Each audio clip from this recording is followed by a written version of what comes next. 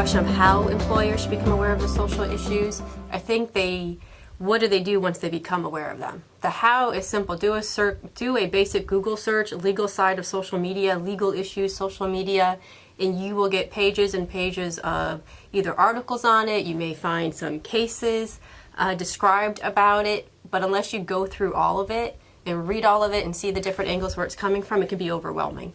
So the how is simple. Listen to this video right now. You're aware of some of the issues, but the general concept that I think I want employers and business owners to know is, look, if it's illegal in the real world, it's going to be illegal in the virtual world.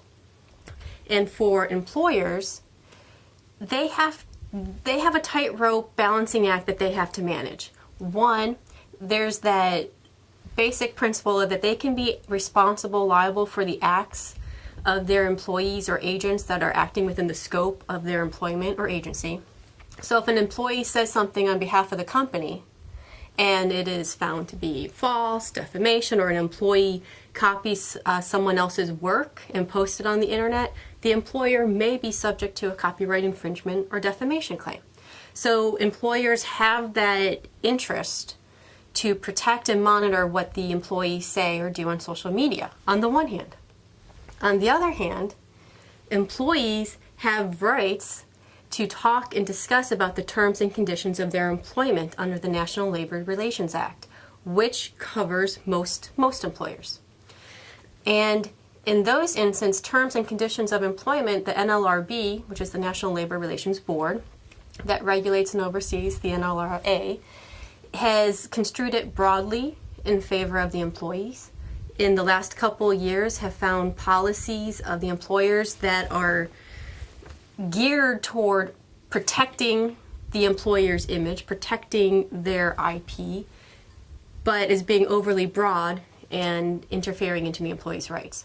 So in managing social media, it's understanding that there's more than just one area of law that comes into play. And sometimes you have to balance between complying with the different legal interests at the same time. There's the world of social media, right? And in that world, you have the Facebook, the LinkedIn, the blogs, the employers or the businesses' web pages, the Twitter accounts, the YouTubes. The world is huge. And the virtual world has a huge population in it. And as that population is growing and people are using it more and more laws come into play. The legal issues can involve copyright, trademark issues. Business owners and employers, you want to protect your own intellectual property, your copyrights, your trademarks, your patents. You want to make sure your trade secrets don't get published out on the internet, because now if they do, they may lose their trade secret status.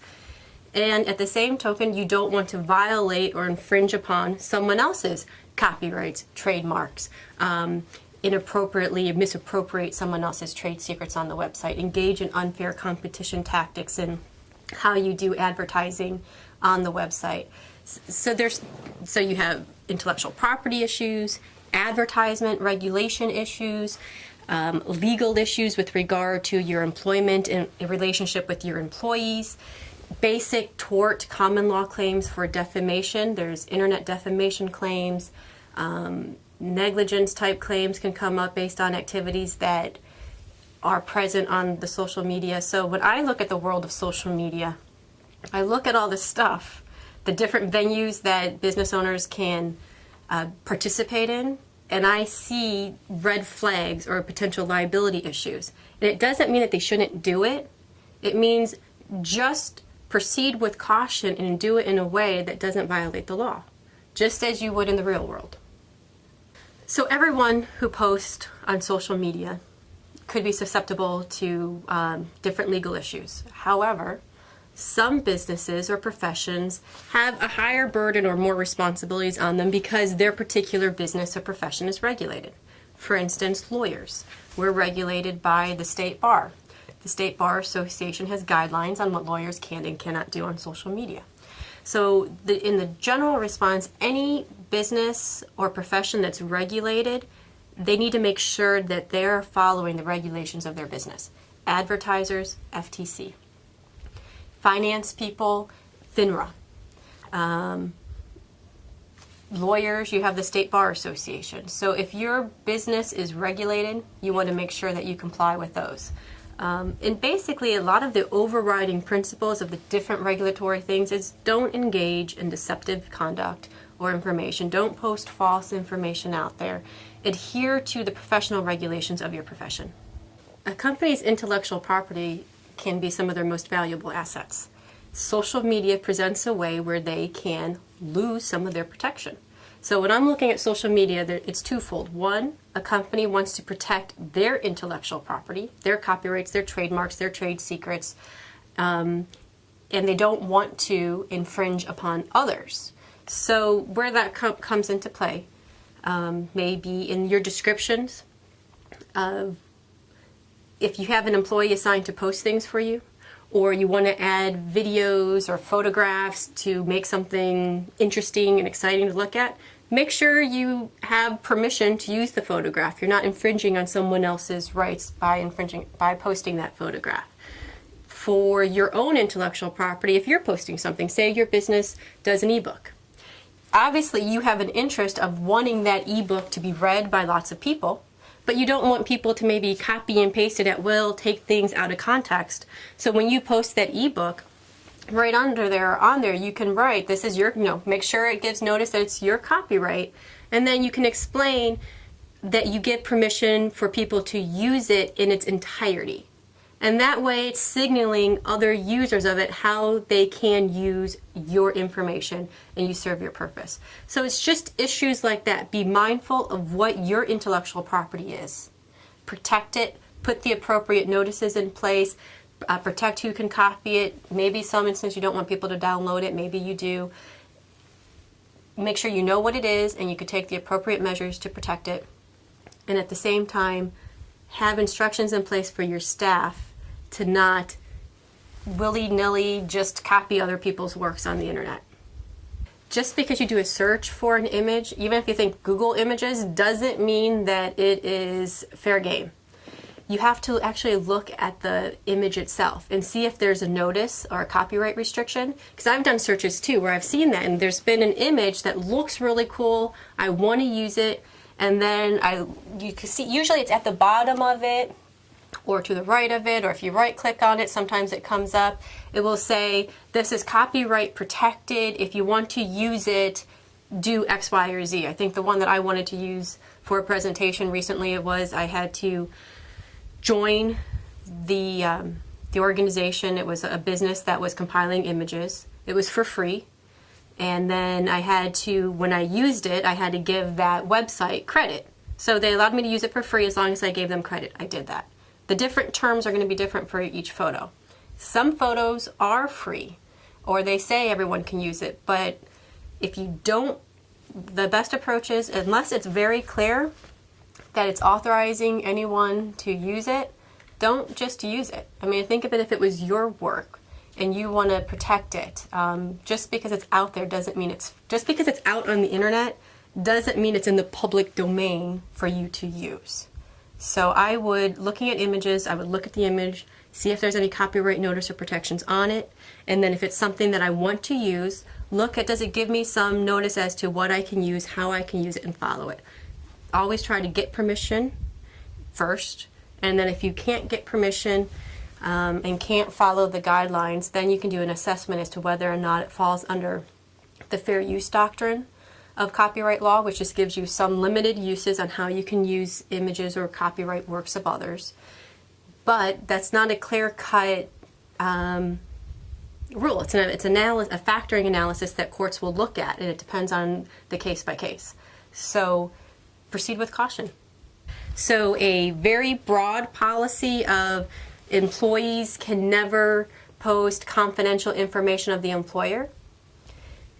Reviewing recent decisions of the NLRB, the National Labor Relations Board, that policy would most likely be found to violate the National Labor Relations Act because it doesn't clearly define confidential information, and confidential information could be broad enough to include topics about the terms and conditions of the employment. Let me give you an example. Say an employee has the right under the NLRA to talk about wages, talk about overtime.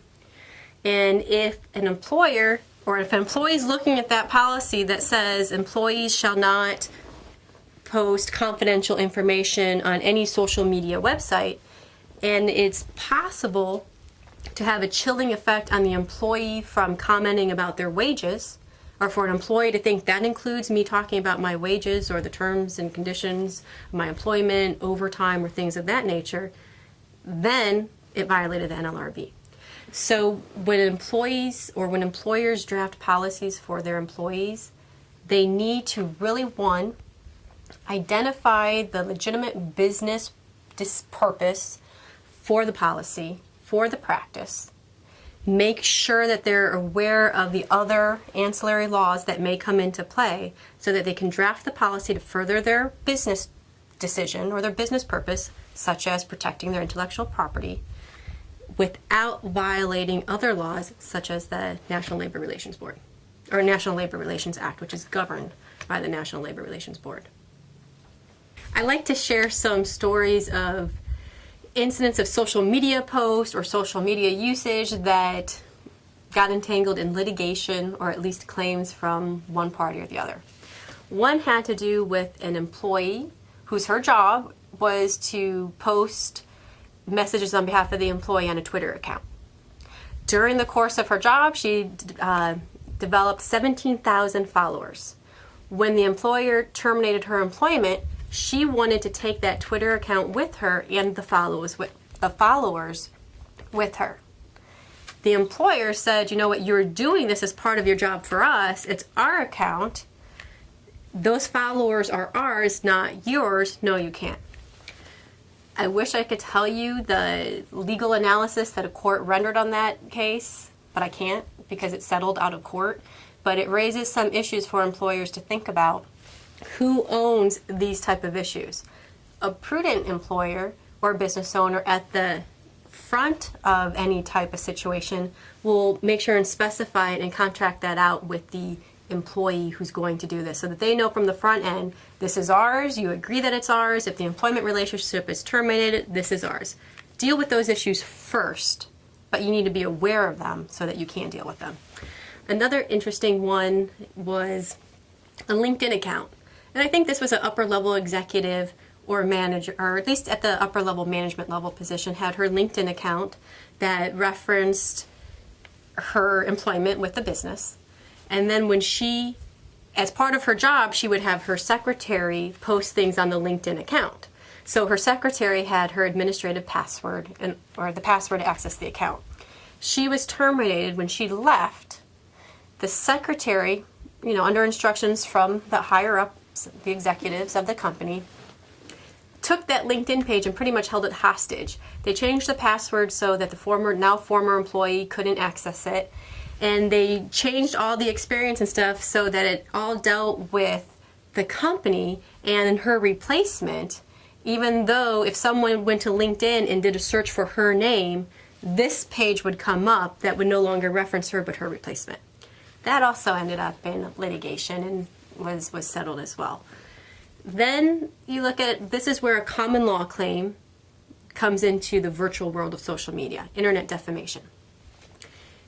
In this case, a doctor, was taking care of a patient. The patient's son did not like how the doctor was treating the patient. So the patient's son did a Facebook post, or I'm not sure if it was Facebook, some social media post that called the doctor a real tool. The doctor didn't like being called a real tool on social media, and instead of letting it go, he probably did something that, he filed a lawsuit. How he handled it probably made it bigger and more attention. Had he not done this, I probably would not be talking to you about it right now. He filed a lawsuit claiming that this patient's son defamed him on the internet by calling him a real tool. The court said no, that's not defamation, and went through this eloquent analysis of how someone being a tool is an opinion and not a fact, and a pure opinion does not constitute defamation. So now that we have case law out there that we know that a real tool is pure opinion. The doctor didn't let that go, and I think he appealed it, and the son, I think, posted something again, and he was thinking about filing another lawsuit. I think there are probably a lot more people out there that share the same opinion of the sun right now. So those are just instances on what you say, how you say it, how you handle it. There are legal issues and also business issues relating to them. When you go on to different sites like LinkedIn, Facebook, YouTube, Twitter, they all have terms of use. And some of those terms of use, when you click on them, and it's, you click on, do I agree to the terms of use, yes or no, and then you actually have to click on to the terms of use and you get all the small print that, that lawyers are known for. Read the small print. Because LinkedIn, Facebook, you're signing the right for them to use your work beyond, however they want.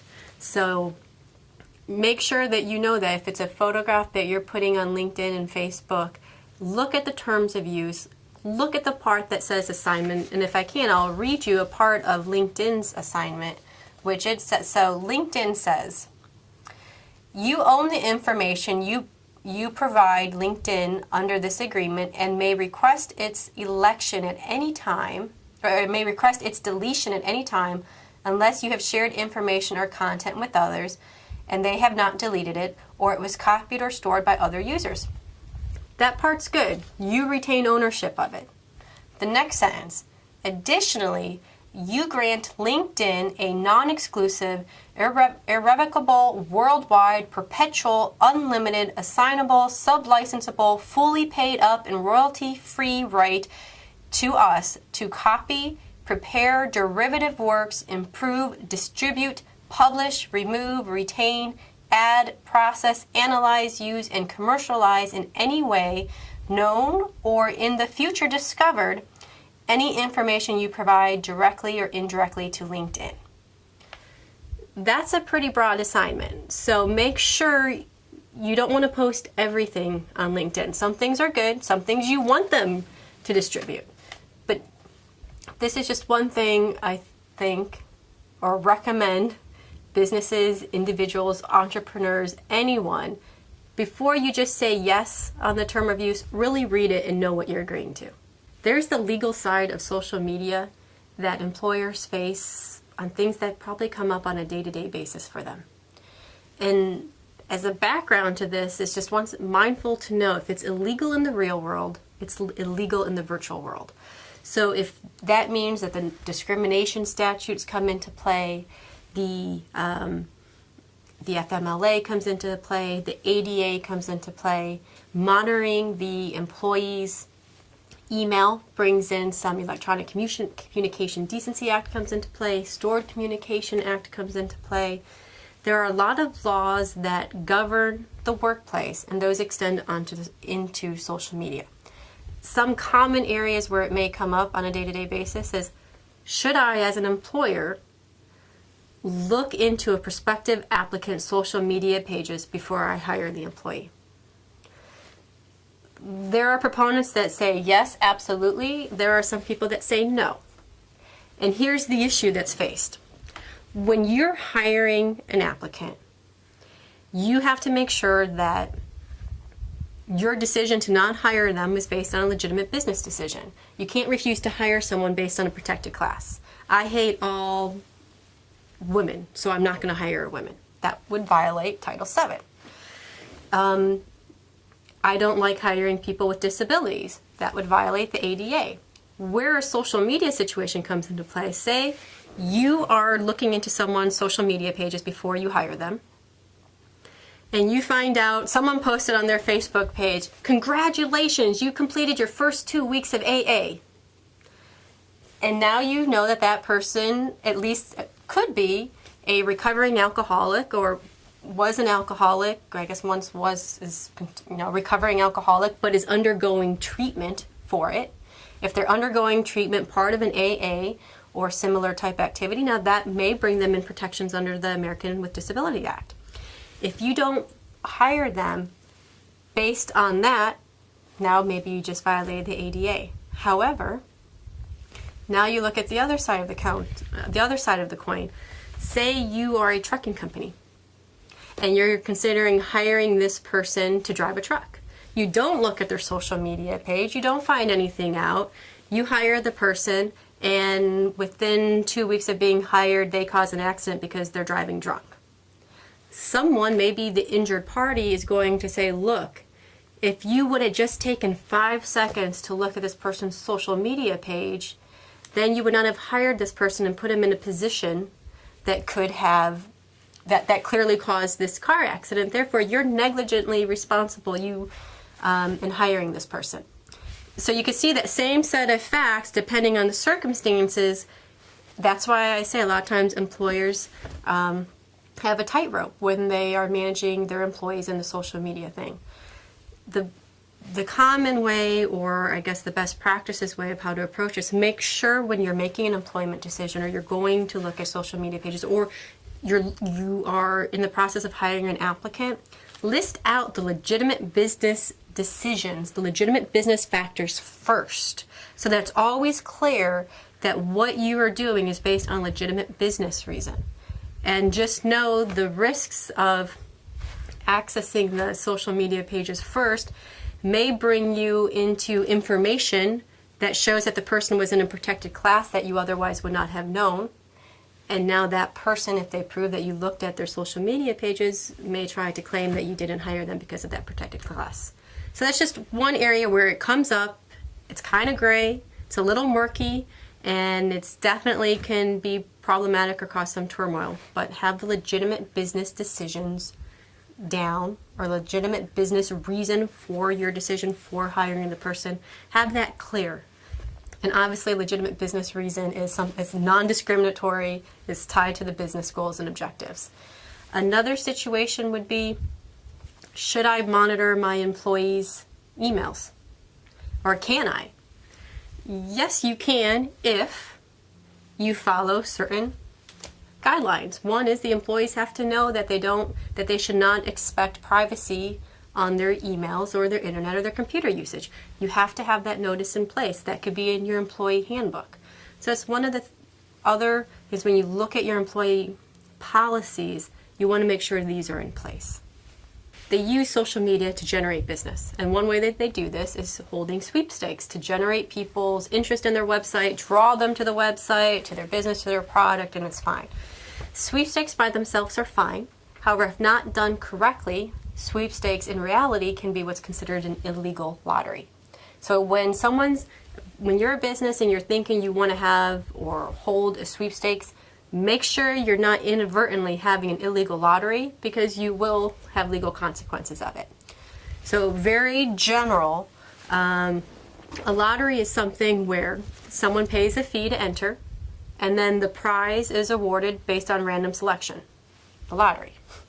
A sweepstakes cannot be like that. So a sweepstakes, if there is a paid fee, then the selection of the winner has to be based on some type of judgment of skill, creativity, work, or something like that. If there's not a paid fee, then the selection of the winner must be at random. So you can't have a paid fee and random selection, because that would make it an illegal lottery. The sweepstakes also has to make sure that their official rules and regulations are posted, so people know how the winner is going to be selected, who's going to do the selection process, how it's going to be run, and there are other requirements that you have to follow. And again, the main thing is, do not inadvertently run an illegal lottery, because you will get in trouble. The general approach as business owners or employers should take when using social media is, once again, the two principles. If it's illegal in the real world, it's illegal in the virtual world. As an employer and business owner, you want to protect your intellectual property, as well as not take or steal the intellectual property of another. And as an employer, you could be responsible for the acts of your employees or agents, such as independent contractors, as long as they're acting within the scope of their agency or employment. So you need to have some protections in place.